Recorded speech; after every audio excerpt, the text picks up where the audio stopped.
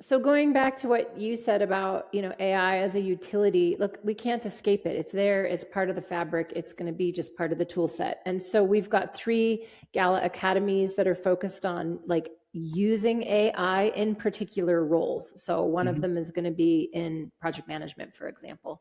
Um, I think that's the big question when it comes to the people is what are the new roles going to be as this evolution continues, and how do we prepare people to succeed in those new roles, because they're going to need some new skills, maybe different perspectives, maybe different connections with new stakeholders. So we want to kind of anticipate what those new roles are going to be, and then prepare people for success there. Because from where you stand from an association point of view or from a global association point of view, you have a bigger visibility in what's going on industry wide versus most of the individual normally involved in their day to day job. They know it from their local presence, I guess, right? So they don't know beyond that, and I guess to a large, I shouldn't be saying that, to a large extent they do, but not to the depth of a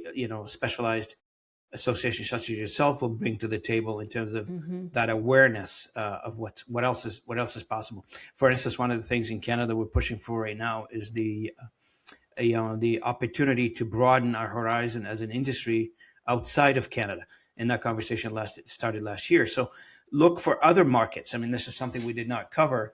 A lot of companies are covering, like they would say, oh, we're a global vendor. We provide translation everywhere. But yeah, there are those, but there are others who are, very, I want to say county specific, city specific, province in Canada specific, Mm-hmm. or country specific. And they probably could do better if they decided to establish a foothold somewhere else outside. Yep. And what tend to happen in an ecosystem that you're used to is you develop good knowledge in some cases, you develop a lot of learning, but and that you can use outside. In a lot of cases, what happened, you develop stagnation as well. So, Yeah. I think in the case you just described, those are the folks that are primed for, partnering and potentially merging, with other companies. That's obviously one way to grow. Um, I would say the other thing we didn't talk about is this cultural expertise. So when we think about the role of the human in an yeah, AI we didn't cover that. augmented workflow, where does the human bring value? Yeah. Well, the human brings value in orchestration. Like I said, that junior professional doesn't have any clue how to orchestrate a complex workflow nor connect the dots. So that's one key thing for humans to do. The other thing is applying judgment. Hmm. So think about having to make trade-offs and things like quality and like the age-old question, quality, turnaround time, and cost. Like Hmm. who's making that decision? A human is.